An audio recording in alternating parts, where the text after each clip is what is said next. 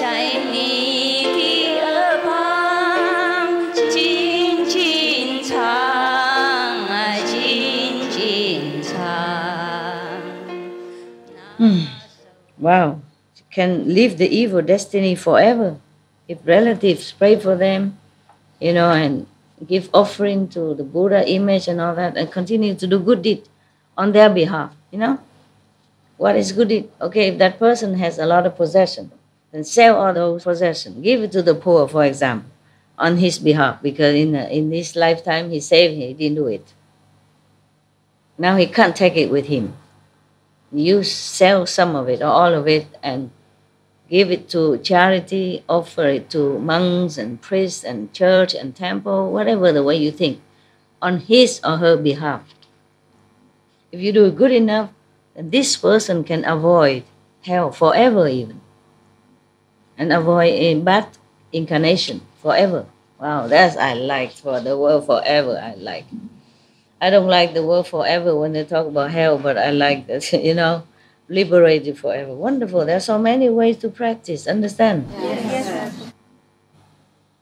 He will not be born, he will live evil paths forever, destiny forever, meaning he will not be born as low class or animals or born in hell, born in hungry ghosts, etc. And he will be born as humans or gods even, demigods, divas, and receive supremely wonderful bliss. Accordingly, of course, the surviving relatives will also receive limitless benefits themselves.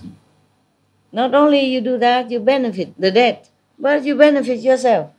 How wonderful can that be? So you just have to know how. You can't just sit here and say, oh, it's not fair, not fair, not fair. There are ways to get out of this unfairness. It's just that nobody tell you. I don't mean you. I told you many times. I don't know how many years you need in order to hear all I told you. But I mean everyone else, like outside people who has no one to teach them.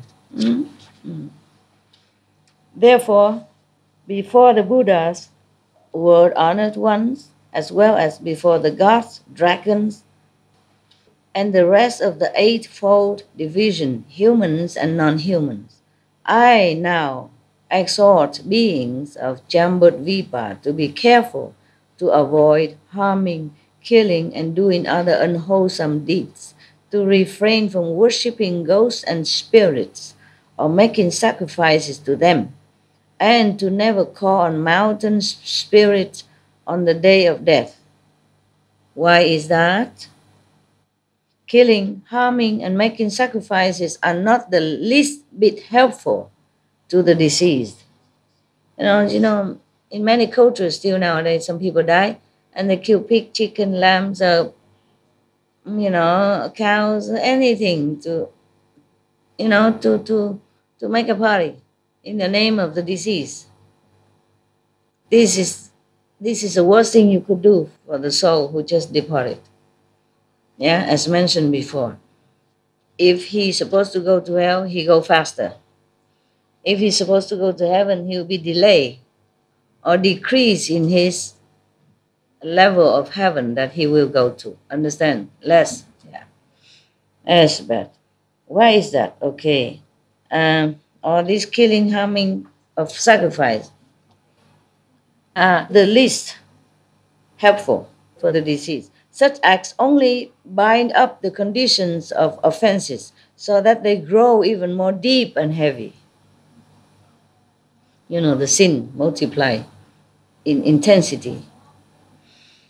The deceased might have been due to increase his potential for sagehood or gain birth among humans or gods in his next life or in the future. But when his family commits offenses in his name, such as above mentioned, his good rebirth will be delayed. How much more would that be the case for people on the verge of death who during their lives had planted very little good roots?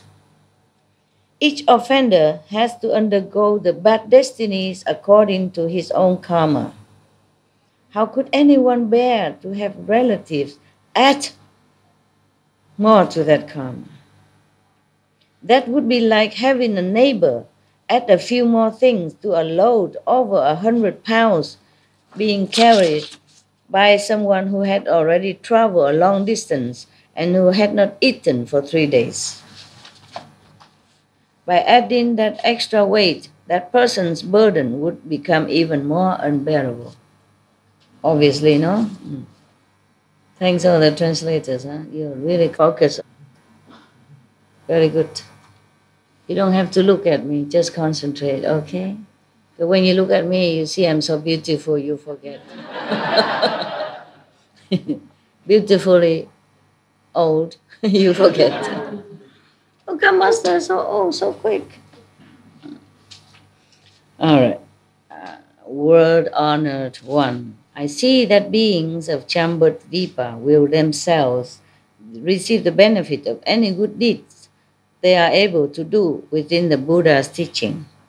That holds true even when the deeds are as small as a strand of hair. Wow! Anybody who listens to Buddha's teaching and do it accordingly with faith and reverence, even just a good deed as a strand of hair, how can any deed be that small? But just meaning that even then, you reap the benefit. Wonderful to know that there are ways out, huh, of this unfair world. Even if the good deeds are as small as a strand of hair, a drop of water, a grain of sand, or a mote of dust. Yeah, in the Bible, Jesus said the same. Huh? If you have faith, even as small as a grain, as a mustard seed, truly you will reap reward. Yeah, truly, the God in heaven will know. We know. Yeah, so I told you many religions, they all boil down to the same thing. Just the Buddha lived longer in a peaceful India. Therefore, he had the chance to talk long many things. And lucky Anand was there. You see, maybe other master, Jain master, Sikh master, and Hindu master, or Muslim master, or other, maybe forgotten name master, they talk a lot also. They taught a lot, but had no Anand. So nobody recorded. Maybe some a little bit here, a little bit there, and then after all his disciples or followers died, that teaching died with them. Are we also online? Yes. Wow. Did you find out how many online? How many? About 1,000, even more. Oh, really?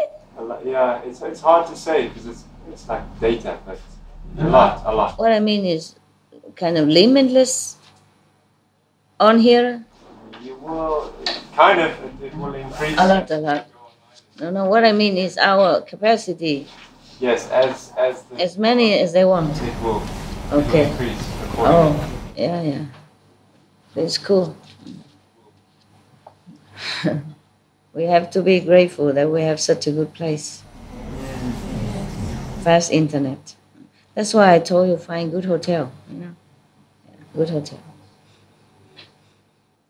After that had been said, an elder named Great Eloquence arose in the assembly. I'm checking. Your old master. You know the story of the king with new clothes? No?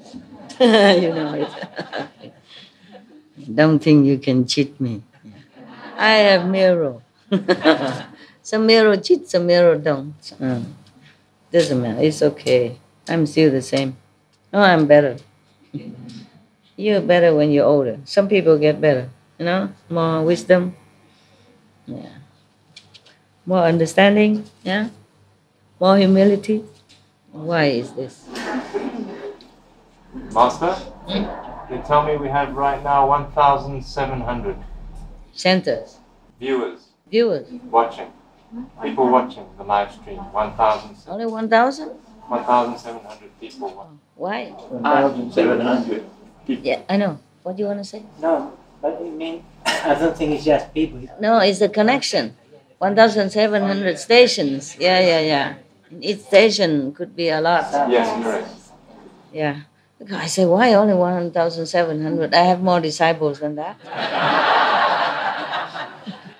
No. Yeah. Sometimes don't work, huh? What? Maybe one at work is 2 o'clock. Yeah, sometimes they're working or different time, or they don't have connection. They take turn, sometimes. Yeah. Stations, yeah, connection, yeah. Like Taipei, for example, if they connect, just one, but thousands of them is watching together, If they have time, if they're not working, or they take turn to work and they record it, or they come and watch again later on, if they're busy at work. Yeah. This is the thing. The thing is like that. Capish? When we have the Supreme Master television, at least 2 billion people watching. At least. It's only 1/3 of the world, or more or less. Yeah. I did not say it's only for initiates. Sometimes outside people are better than initiates. No, truly. Many times, even though they don't know anything, I didn't teach them, but they're good already by themselves. They don't harm anybody. And many times they have better experience than you.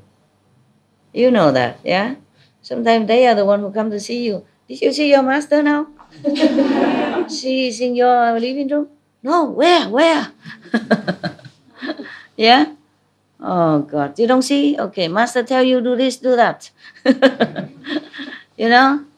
So to help you in this time. Sometimes the family member also non-initiate.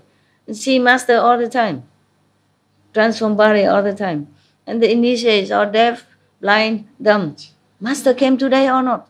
Yeah, she's right here. I don't see anything. What did master say? You know what I mean? Yeah. Yeah, it's okay. It's okay. Just try your best. It's difficult word. I know all that. I'm not blaming you or anything. I'm just trying all my patience to remind you again and again, hoping that some of my words will stay in your subconscious and help you in the time of trouble or at the time you die. Huh? An elder named Great Eloquence arose in the assembly. He had long since been certified to non-production and was only appearing in the body of an elder to teach and transform those in the 10 directions. Non-production, meaning no more coming, also no more dying. He was already very highly spiritual saint. He appeared in that form of the elder in that lower level of heaven in order to ask this and that, to tell this and that, so that they have a chance to tell. You see? The earth star bodhisattva have a chance to explain things, so the benefit others, heaven and world and hell. Yeah, you should know that's why I told you. You see, he appeared in this elder. That means he's higher. That means this heaven is lower. Okay, now it's a proof that I told you before that the heaven is just border between second and third world. Why is that? You ask me. You were thinking the Buddha's mother. The mother of the Buddha should be born immediately in a higher heaven. No, she didn't have enough chance. She gave birth to him. She had no time to practice. Therefore, the Buddha had to go to this heaven. Not very high heaven, but it's not like astral heaven, to teach her. You see this? So this is a proof now, yeah? Because if it's a high heaven, then this non-production sage had not to appear in the elder form. He would just keep his form in a higher world. Do you mean? Okay. Master, can I ask you one question quick? Huh? Can I ask you something? Yes. Do somebody have to have some spiritual attainment to give birth to a master? To give birth to a master? No. It's just affinity. affinity with that and this family. At that time, the Buddha had to be born and had to search all over to see which one had affinity with him in the past life or whatever, you know what I mean? My parents didn't attain anything. I borrowed the body of their dead daughter to appear here, understand? Yeah. But they attain the 4th level, and then of course from then they will go higher later, huh?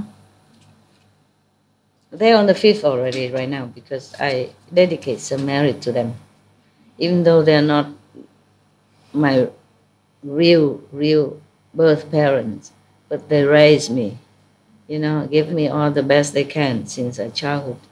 So I'm in debt to them. So I give them not only physical comfort and house and stuff, but also spiritual merit. Yeah. But as the time of they are passing, they were only 4th level. Then I have to share my merit, then they went to 5th level, but not high 5th, just lower 5th. Yeah, that's enough. That's enough. Not too much bribery. No? I have an excuse to give. You see, I give also more spiritual point to my dogs, deceased dog, birds, and extra. Apart from that, they will be naturally be born in higher heaven, but extra I give. Yeah. So hermit is on the 5th heaven, for example. But other dogs, not all of them in the 5th heaven, but I raise up 1 level. I can, 1 level, yeah. When a disciple who is on the 1st level or 2nd level passes away, what level can you raise that disciple? I can also lift them up maybe 1 or 2 levels according to, allowance. And then I can teach them continue from there using my other bodies. I don't just have this body. I have many bodies everywhere, different levels. So I can continue. Yeah. It's not like initiation infinito. No, work hard all the way. Even after you die, I continue to have to work. Even after I die, I still continue to work for the disciples who are left behind or who already attained, went to heaven. Understand, my job not finished so quick. No, not so lucky.